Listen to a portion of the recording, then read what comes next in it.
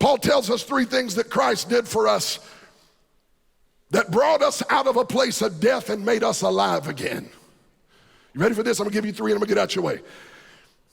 Number one, he created space for us. Say that, say he created space. Say this personally, say he created a space for me. I'm getting ready to blow your mind. But we have so inadequately taught the crucifixion that people have missed that when Jesus died on the cross, he saved space for you to die with him. I got 4 amens, 2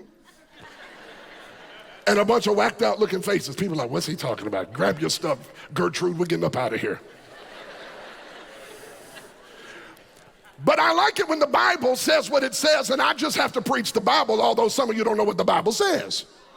Romans 6:6, please put it up on the screen so the people of God know I'm not crazy. Look at your neighbor, tell them, neighbor, God made space for me. Knowing this, that our old man was crucified with Jesus.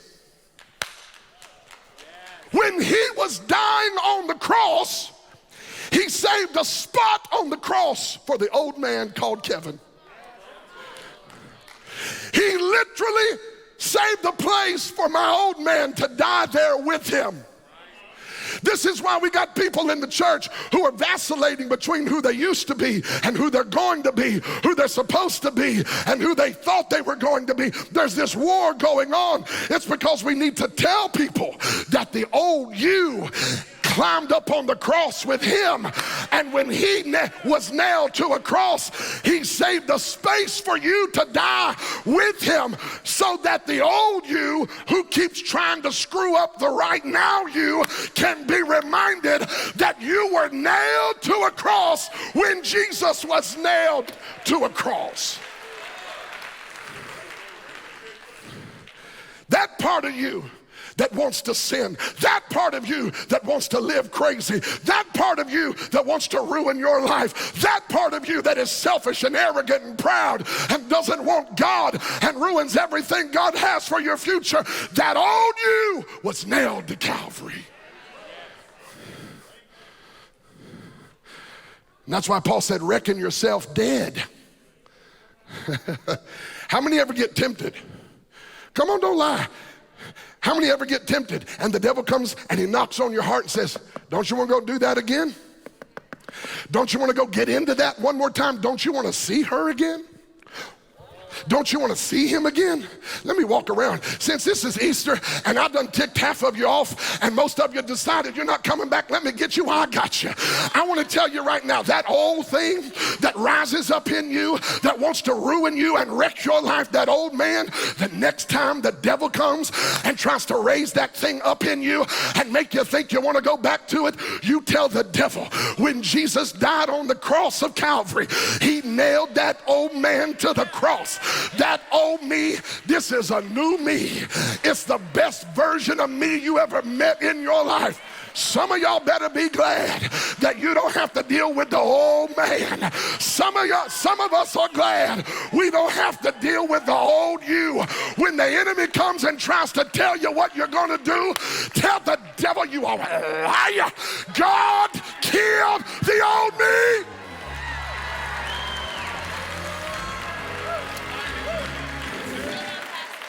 Tell somebody, tell them he made space for me.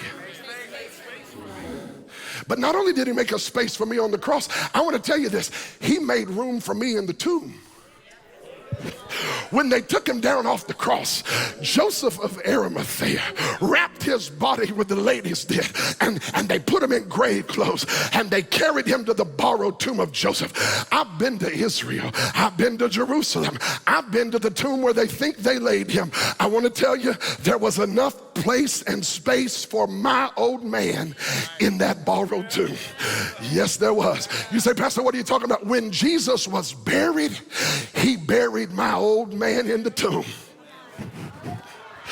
I feel like teaching right here. He made enough space for me in his plan to not only kill the old me, but they wrapped my old man up and they put my old man in the tomb.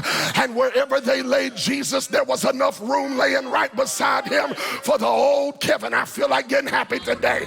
That's why I have a future, because the old man is buried and the old man is dead. And when the devil comes up trying to remind me of my past, I take him back farther than he wants to go. I take him all the way back to a hillside, and I remind the devil Jesus died and I died with him. He was buried and I was buried right beside him. I would be sad if the only place he made room for me was on the cross. I would be heavy if the only place he made room for me was in the tomb. But I want to tell you, not only did he make space for me to die with him, not only did he make space for me to be buried with him, I've been to the tomb.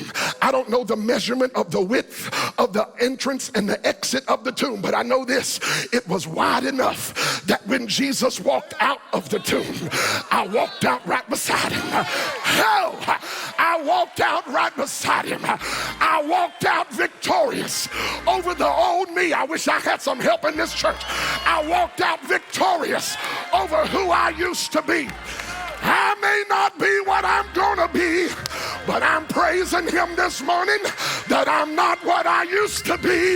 The old me is dead. Somebody take a 10-second praise break in the church. He made a space for me.